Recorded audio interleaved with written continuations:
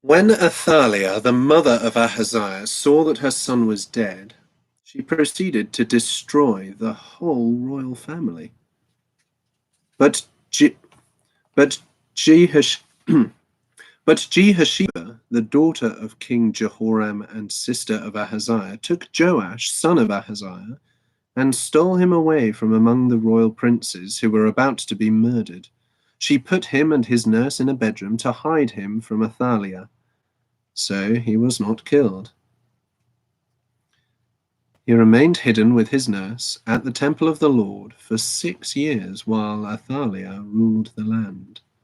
In the 7th year, Jehoiada sent for the commanders of units of 100, the Carites, and the guards, and had them brought to him at the temple of the Lord.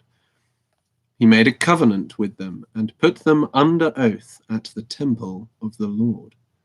Then he showed them the king's son. He commanded them, saying, "This is what you are to do. You who are in the three companies that are going on duty at the Sabbath, you who are in the three companies that are going on duty on the Sabbath, a third of you guarding the royal palace, a third at the Sur gate, and a third at the gate behind the guard, who take turns guarding the temple, and you who are in the other two companies that normally go off Sabbath duty, are all to guard the temple for the king. Station yourselves round the king, each man with his weapon in his hand. Anyone who approaches your ranks must be put to death. Stay close to the king wherever he goes." The commanders of units of 100 did just as Jehoiada the priest ordered. Each one took his men, those who were going on duty on the Sabbath and those who were going off duty, and came to Jehoiada the priest. Then he gave the commanders the spears and shields that had belonged to King David and that were in the temple of the Lord.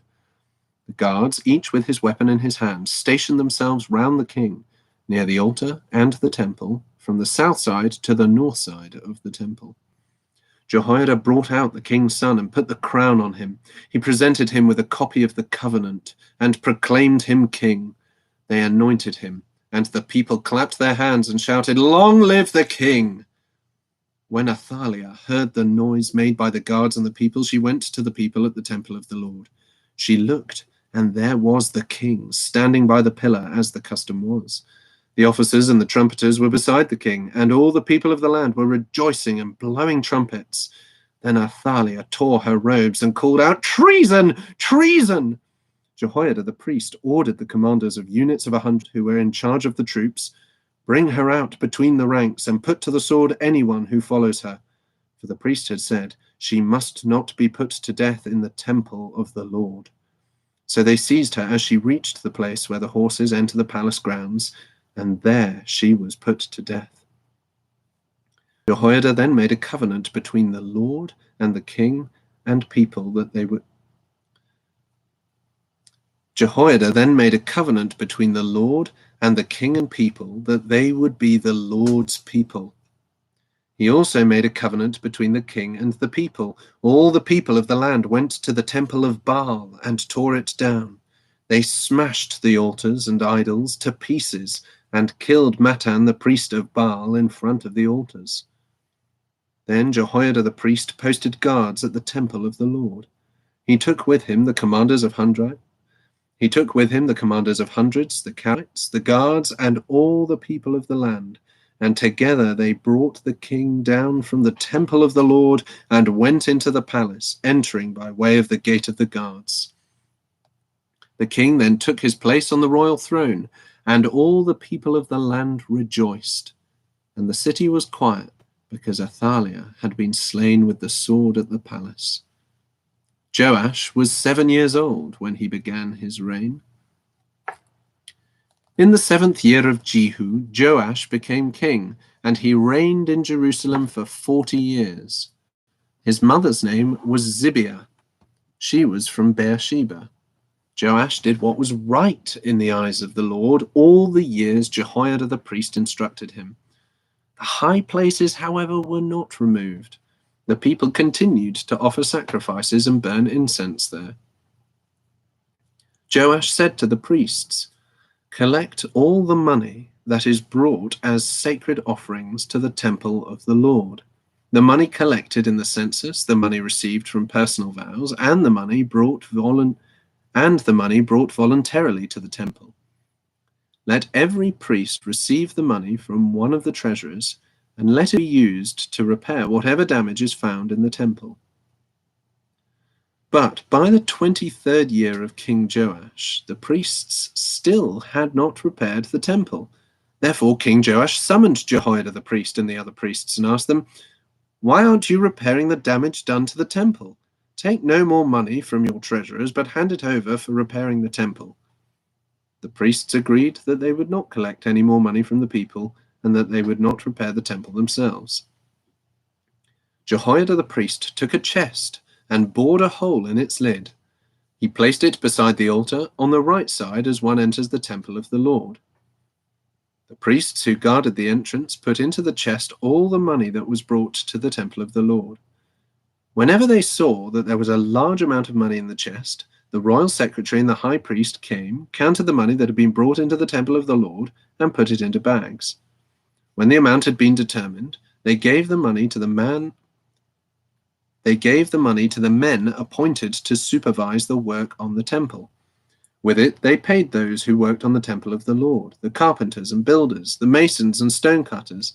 They purchased timber and dressed stone for the repair of the temple of the Lord, and met all the other expenses of restoring the temple. The money brought into the temple was not spent for making silver basins, wick trimmers, sprinkling bowls, trumpets, or any other articles of gold or silver for the temple of the Lord. It was paid to the workmen who used it to repair the temple. They did not require an accounting from those to whom they gave the money to pay the workers, because they acted with complete honesty. The money from the guilt offerings and sin offerings was not brought into the temple of the Lord. It belonged to the priests. About this time, Hazael, king of Aram, went up and attacked Gath and captured it. Then he turned to attack Jerusalem. But Joash, king of Judah, took all the sacred objects dedicated by his fathers, Jehoshaphat, Jehoram, and Ahaziah, the kings of Judah, and the gifts he himself had dedicated, and all the gold found in the treasuries of the temple of the Lord and of the royal palace, and he sent them to Hazael, king of Aram, who then withdrew from Jerusalem. As for the other events of the reign of Joash and all he did, are they not written in the book of the annals of the kings of Judah? His officials conspired against him and assassinated him at Beth Millo on the road down to Silla. The officials who murdered him were Jozabad, son of Shimeath, and Jehozabad, son of Shomer. He died and was buried with his fathers in the city of David. And Amaziah his son succeeded him as king. In the 23rd year of Joash, son of Ahaziah, king of Judah, Jehoahaz, son of Jehu, became king of Israel in Samaria, and he reigned for 17 years. He did evil in the eyes of the Lord by following the sins of Jeroboam, son of Nebat, which he had caused Israel to commit, and he did not turn away from them. So the Lord's anger burned against Israel, and for a long time he kept them under the power of Hazael, king of Aram, and Ben-Hadad his son. Then Jehoahaz sought the Lord's favor, and the Lord listened to him, for he saw how severely the king of Aram was oppressing Israel. The Lord provided a deliverer for Israel, and they escaped from the power of Aram. So the Israelites lived in their own homes as they had before. But they did not turn away from the sins of the house of Jeroboam, which he had caused Israel to commit. They continued in them. Also the Asherah pole remained standing in Samaria. Nothing had been left of the army of Jehoahaz except 50 horsemen, 10 chariots, and 10,000 foot soldiers, for the king of Aram had destroyed the rest and made them like the dust at threshing time. As for the other events of the reign of Jehoahaz, all he did and his achievements, are they not written in the book of the annals of the kings of Israel? Jehoahaz rested with his fathers and was buried in Samaria, and Jehoash his son succeeded him as king. In the 37th year of Joash, king of Judah, Jehoash, son of Jehoahaz, became king of Israel and Samaria, and he reigned for 16 years. He did evil in the eyes of the Lord, and did not turn away from any of the sins of Jeroboam, son of Nebat, which he had caused Israel to commit. He continued in them. As for the other events of the reign of Jehoash, all he did in his achievements, including his war against Amaziah, king of Judah, are they not written in the book of the annals of the kings of Israel? Jehoash rested with his fathers, and Jeroboam succeeded him on the throne. Jehoash was buried in Samaria with the kings of Israel. Now Elisha was suffering from the illness from which he died.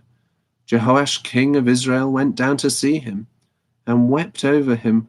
My father, he cried, the chariots and horsemen of Israel. Elisha said, Get a bow and some arrows. And he did so. Take the bow in your hands, he said to the king of Israel. When he had taken it, Elisha put his hands on the king's hands. Open the east window, he said, and he opened it. Shoot, Elisha said, and he shot. The Lord's arrow of victory, the arrow of victory over Aram, Elisha declared. You will completely destroy the Arameans at Aphek. Then he said, Take the arrows, and the king took them. Elisha told him, Strike the ground. He struck it 3 times and stopped.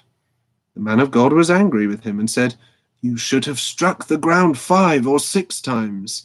Then you would have defeated Aram and completely destroyed it. But now you will defeat it only 3 times. Elisha died and was buried. Now, Moabite raiders used to enter the country every spring. Once, while some Israelites were burying a man, suddenly they saw a band of raiders, so they threw the man's body into Elisha's tomb. When the body touched Elisha's bones, the man came to life and stood up on his feet. Hazael, king of Aram, oppressed Israel throughout the reign of Jehoahaz, but the Lord was gracious to them and had compassion and showed concern for them because of his covenant with Abraham, Isaac, and Jacob. To this day he has been unwilling to destroy them or banish them from his presence.